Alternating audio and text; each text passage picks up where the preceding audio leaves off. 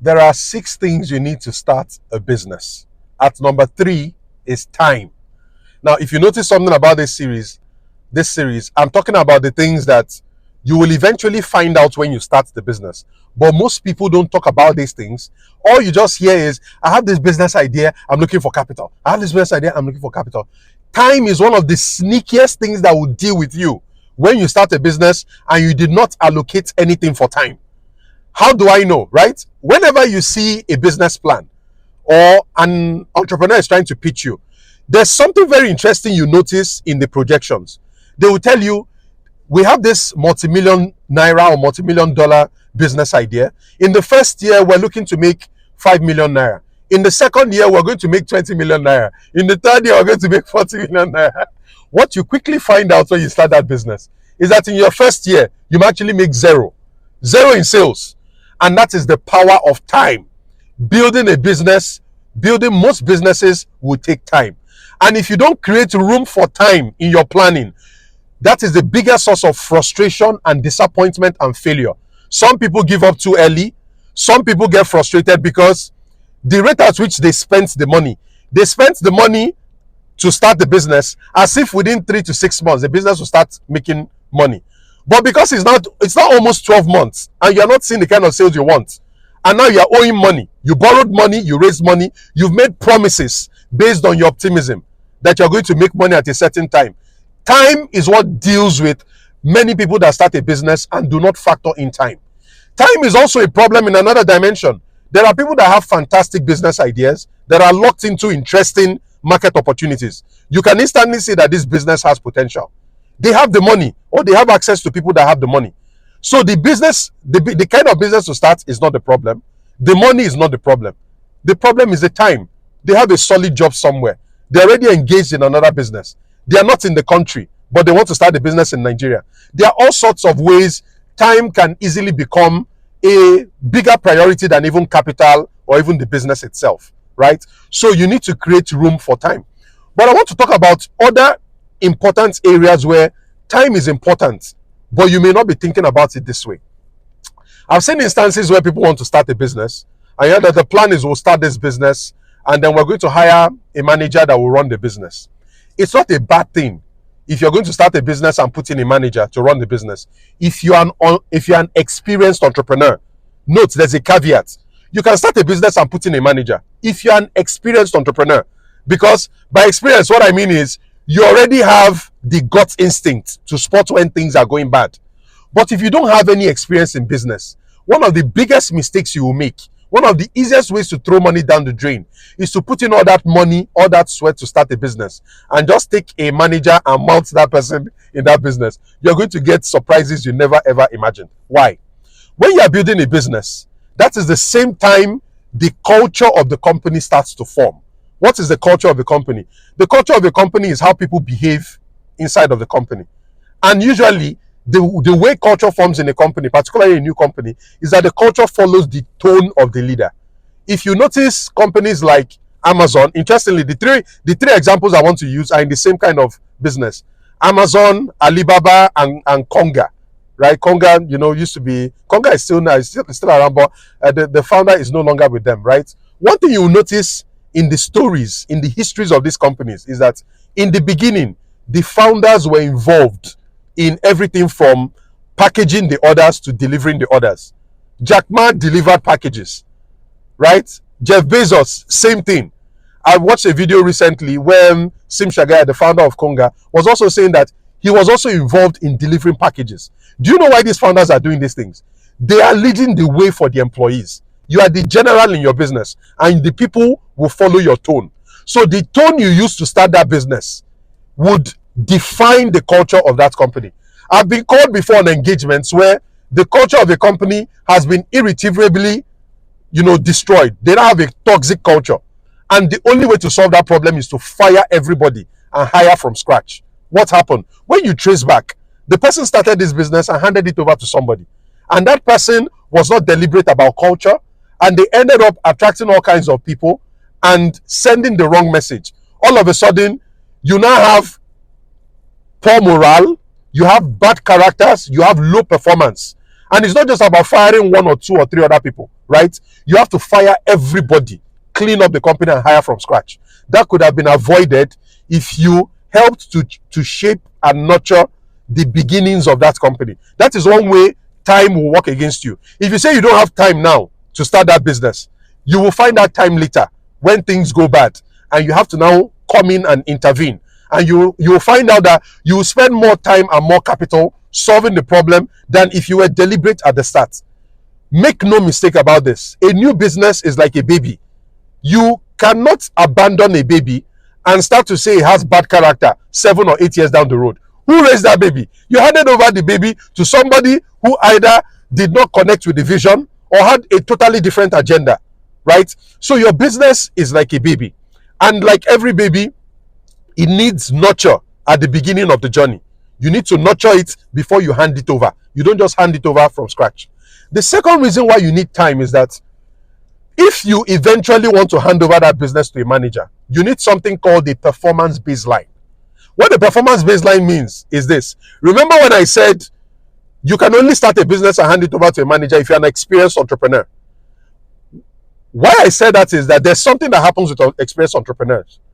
When you ask for a report, so for example, you ask for the sales performance, you ask for the financial report for last month.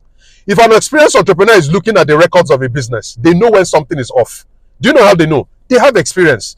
They know that it's not possible to make this amount of sales and you are giving me this kind of profit. Something is going wrong. They can smell that something is going wrong. But if you're a new entrepreneur, you don't have that gut instinct. You've never done it before. You don't have any baseline. So what it means, like my Nigerians will say, they will start running you street. They will start dealing with you. The inefficiencies in the business will start dealing with you from day one because you don't have any benchmarks. You don't understand the dynamics of the business. You don't understand the cost relationships. You don't understand the cash flow profile of the business. You don't understand the cycles of the business. There are a lot of things you don't know. So you might end up just unjustly blaming your manager, blaming your staff, coming up with all kinds of conspiracy theories. But the truth is that you didn't spend time with that business to understand the dynamics of the business so that you could build a performance baseline in your mind. When you have a performance baseline, whether you establish it after 6 months or 1 year or 2 years or 3 years, by the time you hand it over to a manager or anybody to manage, when you are getting reports, you know what the baseline should be. You know that it is not possible to pay this much in rent and give me this much in sales. You know it is not possible to burn this much in diesel and give me this much in sales. The reason you know that is because you have a performance baseline. You have a baseline in your mind. So that is one of the deficiencies you will suffer if you start a business and you don't get involved. You don't give it time. Time is as important, if not more important than capital. Why? You will likely deploy the capital in order to start the business. But why will you deploy your capital, your hard-earned money? Why will you take money from people, borrow, take loans, raise money from people, deploy it to start a business, and you are not looking after that investment? Nobody is saying you should look after it in perpetuity, but you need to be around at least for some time to understand the dynamics of this. If you're still not getting what I'm saying, this is like giving birth to a baby and abandoning that baby before finding out how does this baby cry. Is the baby more demanding at night than during the day? Does the baby prefer this type of milk over this other type of milk? What kind of diapers does this baby like? Does this baby like to be stroked on the arm? How do you soothe this baby when the baby is crying? You don't know anything about it. You just take and hand it over to a nanny, a manager, and say, manage this baby. That's what you're doing when you hand over a new business to a manager without being around to build the DNA of that business before you hand it over. But like I said, if you're experienced, you can afford to build a business, hand it over, and you know reasonably what to expect because you have the benefit of experience. So why I'm saying this is, if you are somebody who has a job, you love your career, you want to continue with your career, but you need to start a business, right? Time is going to be a problem, a consideration you need to look at. You are out of the country, but you want to start something in your home country. Time is going to be a consideration. So what do you do if you fall into any of these categories? I'll give you a couple of tips, right? The first one is this. There's something I know about humans. If we want something so bad, we make time happen, right? We know that all time when we're interested in something, whether it was a habit, a bad habit, or we're interested in a lady or a guy or something, and we're so busy, you still create time somehow. Whether you create the time after work hours, whether you create the time over the weekend, whether you create the time during your lunch break, whether you create the time virtually while you're working physically, you have to find the time to get involved some way, somehow. That's my first tip. My second tip relates to people who, for some reason, it's impossible to create that time.